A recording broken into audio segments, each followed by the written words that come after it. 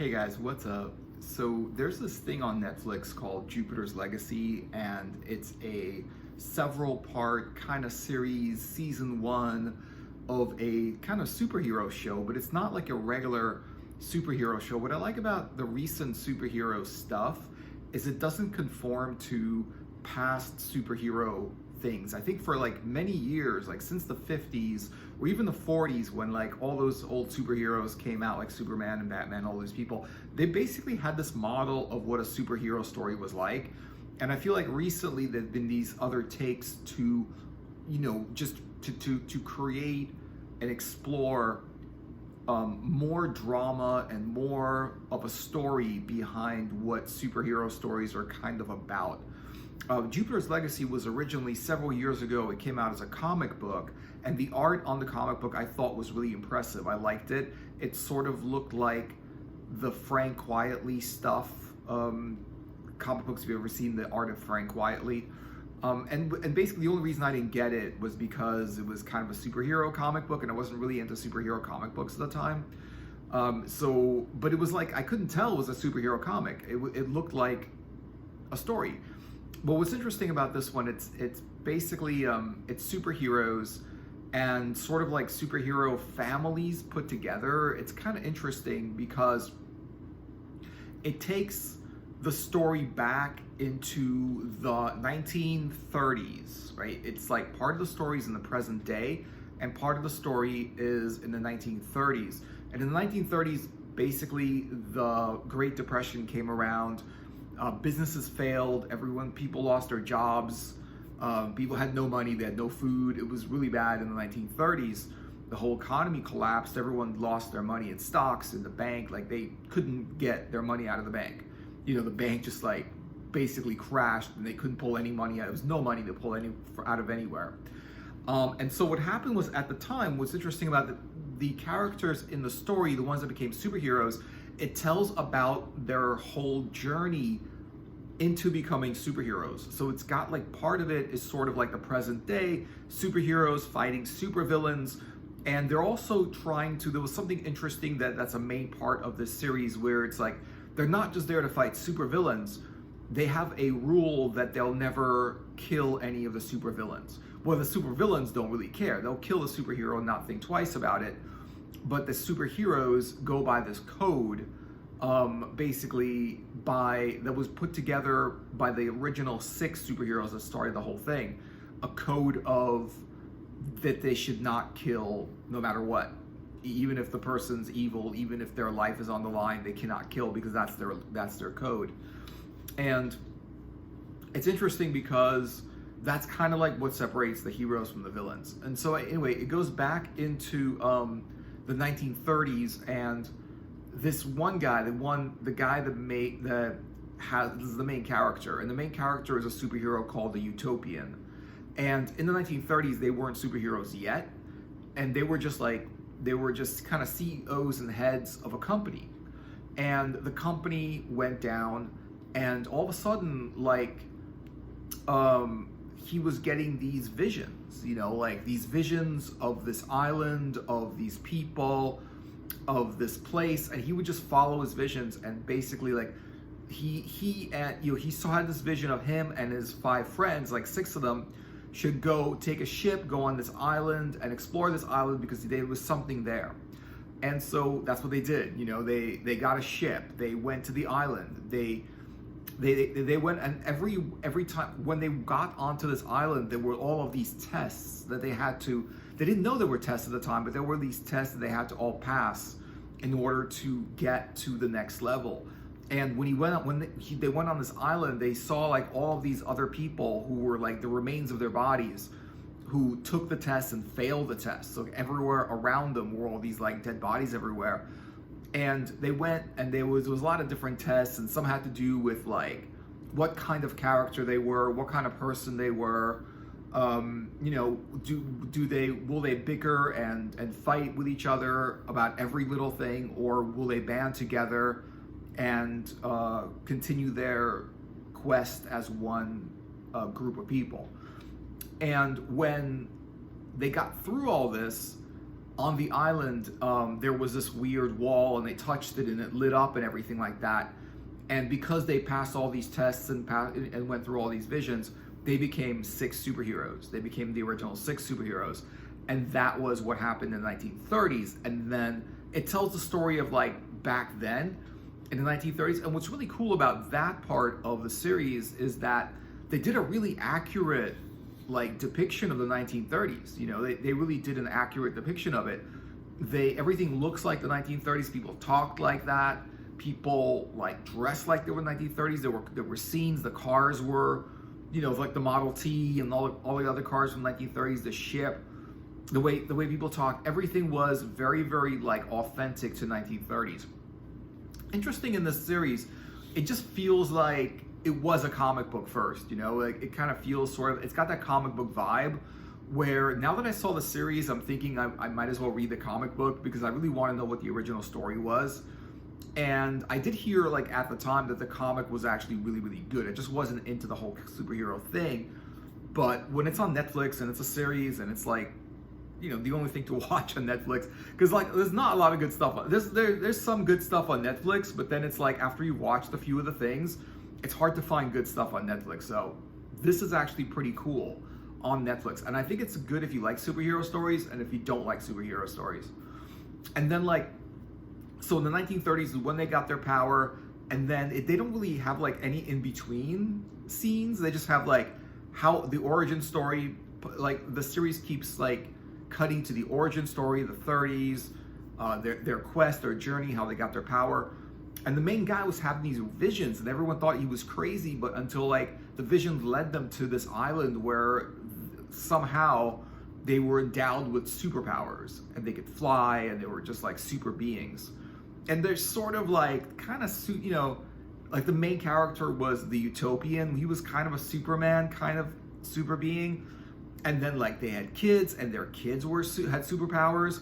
And then all of a sudden, and it wasn't just the 6, which was interesting about the story in the series is in the series, right, only 6 of them got superpowers, but that was in the 30s. But in the modern day, there were a lot more people with superpowers, and not all of them were good. A lot of them were just like in it for themselves, or in it like they weren't really evil either, but you know, they were kind of in it for themselves. Like if they could rob a bank and no one would know, they would do it, you know. They weren't really thinking too much about what, you know, good or evil. They were just into whatever they were doing, and they just had basically superpowers, which is interesting because they didn't really explain how in the modern day why there were so many superheroes, but there were just a lot of them. The series is pretty cool. It's interesting. I really do think that it got better halfway into the series. I feel like the beginning of the series was like your classic superhero series story, which I thought was okay, but it's like, you know, your classic superhero stories, like how many times can you see the same thing? It's like, you know, the superhero fights and all this stuff where they throw them, you know, across the street, and they fly five blocks, and they, you know, crash into a building, and then they fall down, and they get back up and they fly. You know, it's sort of like, yeah, have you seen it before? Like every superhero story has those fight scenes. But that was cool. But then after a few episodes, it does get a little bit engaging. And it does get interesting, and then you feel like, oh, okay, this is interesting, and you want to keep watching it. And I think like past like episode 5, and this is like season 1, you know, and even though it's the whole season that they have on Netflix, it's still not the whole story because it doesn't really come to a conclusion. Like it comes to a point, it comes to a certain like waypoint, sort of like it comes to a certain point, the story, but it doesn't like end. It doesn't conclude. There is no conclusion in the story. I feel like in this first season, all they did was start the story because I think they intend on making more seasons of this story. However, I don't know like how much content they did in the comic book because I'm not sure how long the comic book series lasted. I know it started out pretty good. The art was nice. I didn't really like read it, but it was sort of like a revamped revamped like superhero story where it wasn't just superheroes, but it was another way to tell a superhero story and a little bit of a different thing.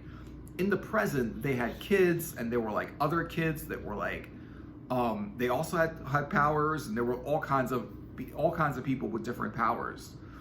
And the only thing that was different is that the people in the league, there was a league of superheroes, and the people in the league, which were like, those were the main superheroes that like bonded together to really save the earth, and they felt like they can do something good for people, the planet, civilization.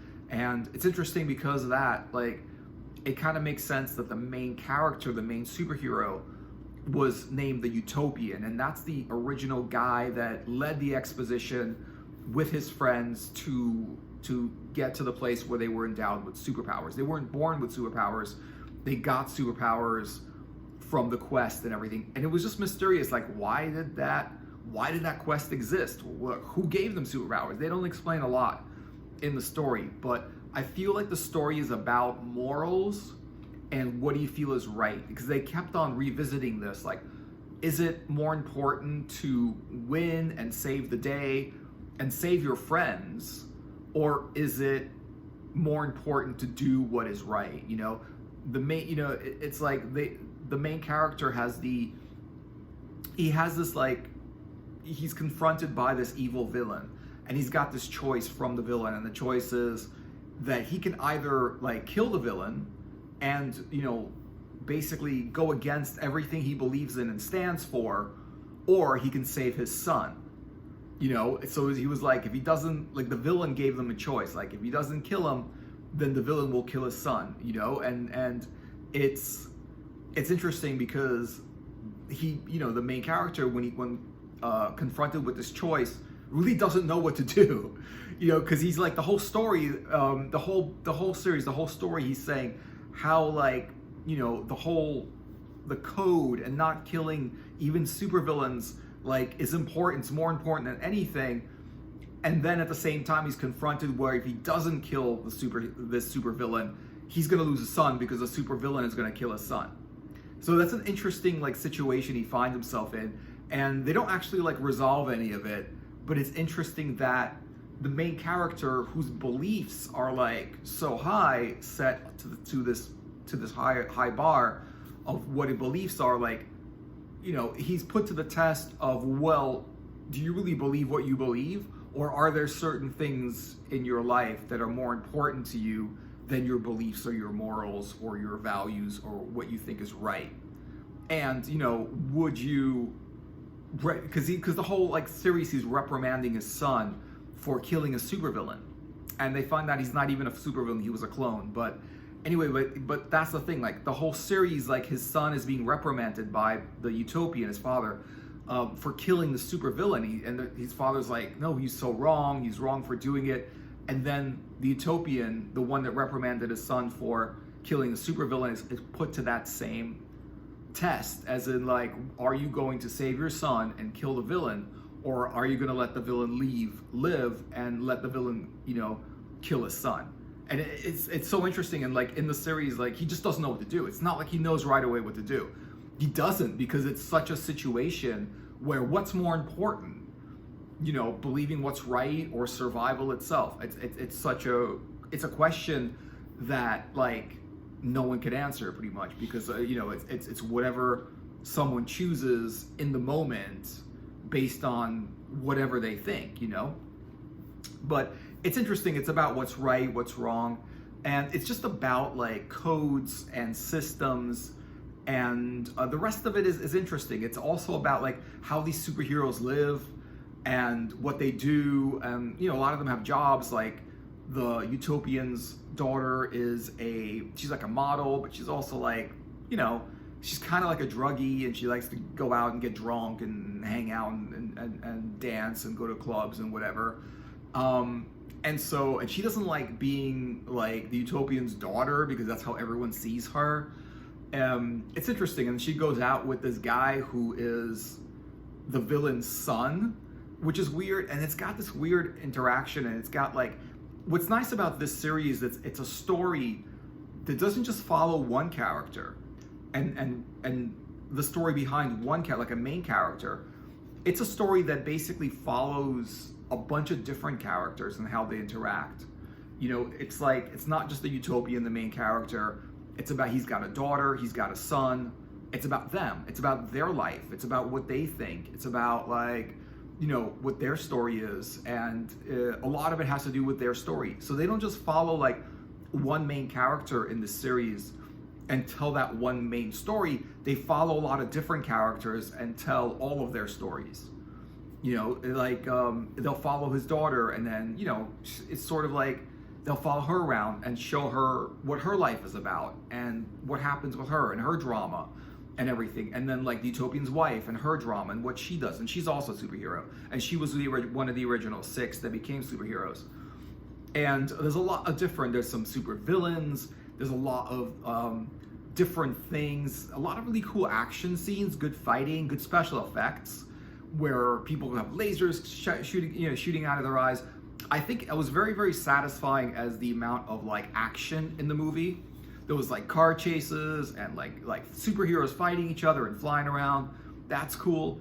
It's got a lot of interest, and I really like that they took the series seriously. They took the characters seriously. The actors took their characters seriously. The writers did it seriously, and it's convincing. And you kind of believe in that world that they're in, and you can. And it feels like the danger that they're up against is real, and you kind of like think, oh my God, are they going to survive this? What's going to happen next? You know, it's convincing. It's real. Like, I was watching this other thing called DC's.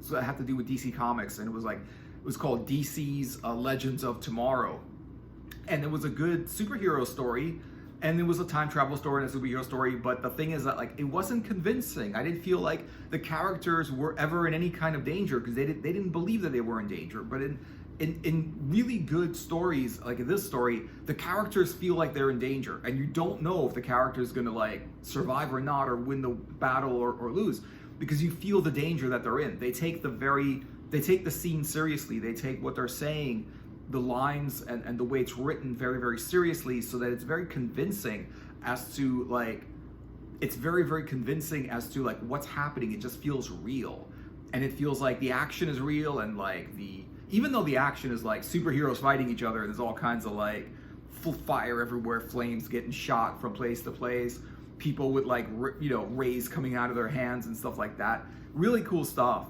You know, so the special effects are really good, but it does feel like the fights are real, besides that they're not real, and the fights are just like superhero fights where people get thrown, and they get thrown like 3 blocks, not just like fall down, you know?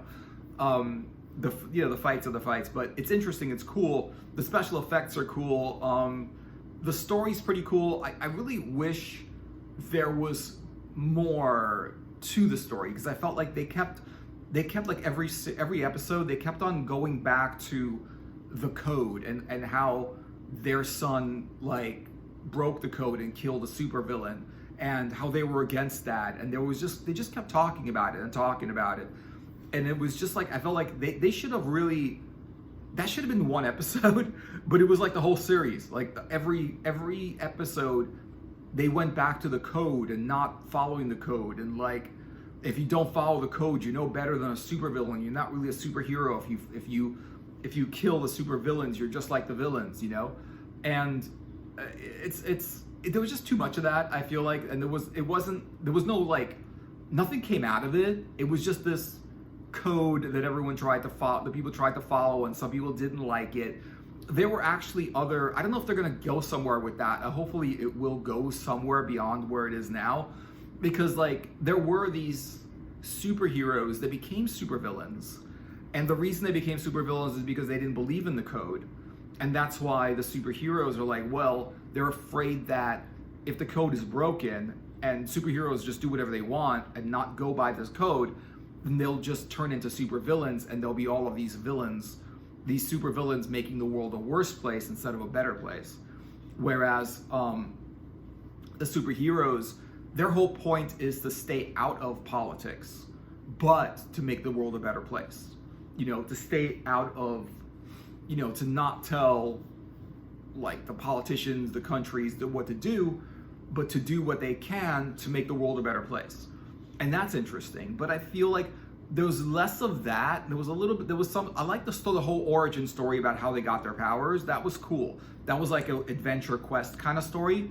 And I liked the whole thing where it was kind of cool. It was very modern.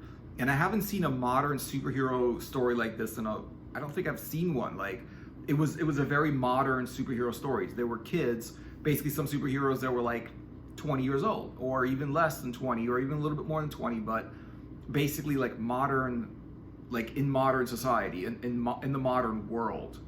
You know, everything was modern, and there wasn't a lot of that. That was interesting to watch a movie about superheroes living in the modern world, where and they're like not just living in the modern world, hiding from everyone, like maybe Daredevil or Iron Fist, or like you know, like any of those guys that they're trying to like conceal their identity and whatever it is. And this one, like, they didn't conceal their identity. Everyone knew who they were, and people like either liked them or didn't like them or whatever, but everyone knew they were out in the open. And superheroes were basically out in the open, and everybody knew they existed and who they were and whatever. But they had these superpowers, and they basically followed this code to do what was right.